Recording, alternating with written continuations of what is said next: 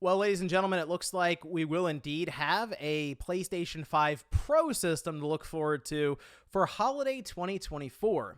Now, this seems to be a follow-up for a couple of stories. One was Tom Henderson last year telling us about a PlayStation 5 revision, which we do have, and we call it basically the PS5 Slim, and then the PlayStation Portal, which sounded ridiculous, but yeah, that also exists. It's a controller with a screen, but still the idea of having what was basically looked as a handheld that just streams from the PS5 was weird. But then the PS5 Pro was the last piece of the puzzle, and it seems like it's coming into focus more and more now, to the point where we even have an idea as to how Sony is putting it together and what they're planning here. And in fact, looking over it, this might be a bigger jump than what we saw from the PS4 base to the PS4 Pro. But let's go over that here. So if you guys enjoy this video, make sure to hit the like button and subscribe if you're new. Now, this is over on Insider Gaming, and I know many people out there are wondering, what do we need a PS5 Pro for?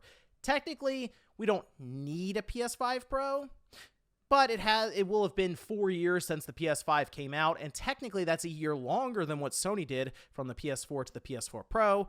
I understand that was more or less in response to the 4K surge that seemed to happen, but this would just be an enthusiast product that Sony would put on the market, and really, you wouldn't need to buy it if you're fine with your PS5 currently. But I do think some of the information here is fairly compelling, and again, might give us an idea as to where Sony's going towards for next generation. Anyway, it's titled over at Insider Gaming, what are the PlayStation 5 Pro specs? I will leave a link down below to this article if you want to go through it a bit more on your time.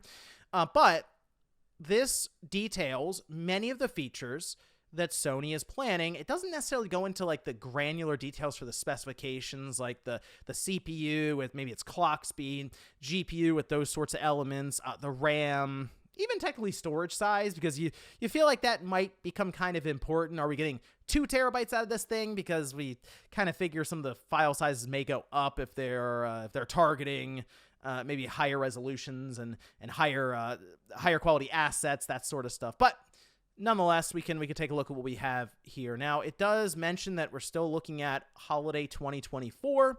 That was the plan from Tom Henderson mentioning last year, but I assume now that we're in midway through March, that Sony at least has a better idea as to when they're releasing it. And keep in mind, GDC is next week. And I guess Sony figures, well, people have had development kits for these things since last year. More people got them at the beginning of this year, and now more are going out. They're going to all talk about it, the developers. So information is getting out there one way or the other. This appears to be information, by the way, that was added through a presentation leak from Moore's Law is Dead, and now being added to the developer portal backend. So it seems like this is a thing that is legitimate and happening here pretty soon. Now, we can take a look at some of the specifications that are outlined here from Tom Henderson. And I think a lot of this information is taken from some of the documentation as well as some other sourcing, but 45% faster than the PS5, just in kind of like raw rendering. But then you have 2 to 3 times in terms of ray tracing, 4 times better in some cases, which the PS5 and the Xbox Series, while they do ray tracing, they're not great at it necessarily. It's just kind of a feature they mention, and in some quality modes, you'll get it, but it definitely hurts performance quite significantly in most cases. They do mention 33.5 teraflops. We've talked about teraflops many, many times now. It's kind of lost its ability to really tell us what a system is capable of, so that's grain of salt with that one in general, but it becomes more interesting when you get into PlayStation Spectral Super Resolution Upscaling. This is their upscaling and anti-aliasing solution that would be seemingly like proprietary for Sony and their PlayStation brand. And this, I think, is going to be people say, what, a secret sauce or whatever. I think this is going to be the way that Sony, going forward, is going to work to target just these higher resolutions that, yes, will include 8K finally. It's on your box for your PS5 now, by the way, but will finally include 8K without having to charge thousands of dollars for a box. It's kind of, I guess you could say, sort of a shortcut or a method for them to get there, but if the quality is good enough, it probably won't be something that puts many people off anyway. They won't really notice some of the differences that you have to zoom in 1,000% to really see. Anyway, we do have a custom machine learning architecture, and an AI accelerator. It's supporting 300 TOPS. That's the measurement of TOPS is it's basically how many computations can your AI accelerator, your chip can do in a second. And it's also not necessarily the greatest determining factor when it comes to how capable the chip is, since most of the tests have specific equations and stuff in mind.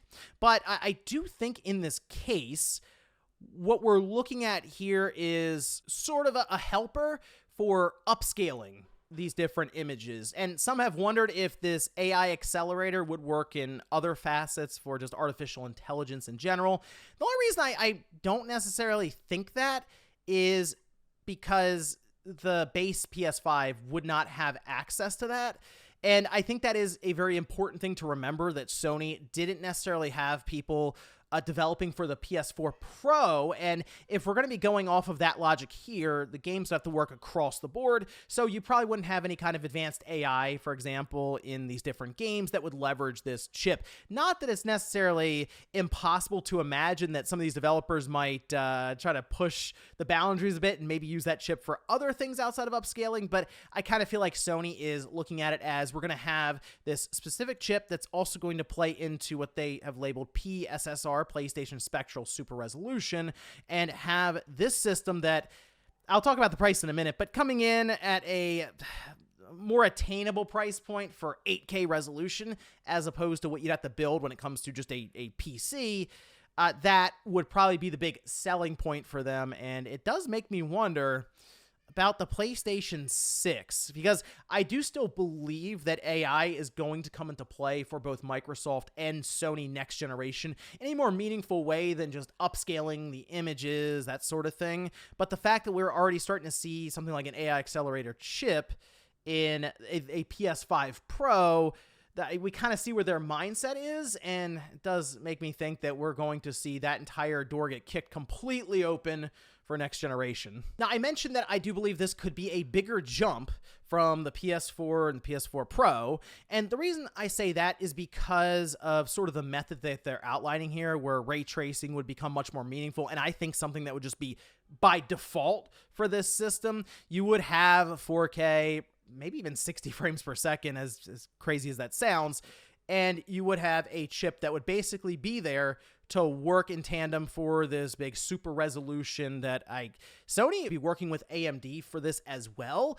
And I think that would play into AMD's side when they're working on things like RDNA 4 that once again would go into the next generation device from Sony. So there's a lot in play here, but I really look at the PS5 now as, for most people, just good enough.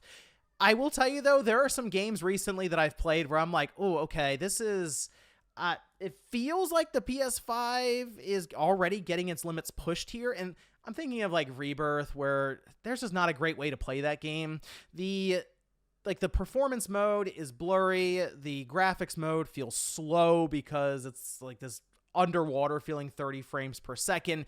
But if you could get that graphics mode at 4K, 60 frames per second, and maybe even with something like ray tracing, yeah, for the enthusiasts out there, they probably would upgrade. But both systems should play the same games across the board, so that's one of the reasons I don't mind the PS5 Pro being a thing, because it's really just another option. And I know people say we need more games to play on this system, but like the hardware division, the software division, they're not necessarily holding one or the other back at this point. So that it seems like a whole other end of Sony to really be yelling at for that. This would just be Sony doing what Sony does, creating hardware to help sell other parts of their company, which would also include TVs, as they are pushing out 8K sets. You feel like you need something that's like their flagship device, I don't know, like a PS5 Pro, to make these 8K sets more relevant.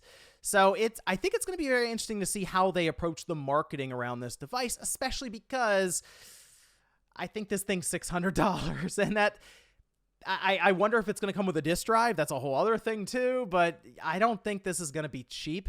And part of that might be Sony realizes you could just buy the PS5 base. That's fine. It's, again, there are many people out there. That's good enough. And even if it's to maybe 5 to 10% of the user base that wants this thing, based on how the PS4 Pro sold, I think Sony's good with that. And this, again, would just work for their overall R&D going towards the PlayStation 6, and I think that's going to be a very interesting thing to see. But the PS5 Pro, yeah, it seems legit.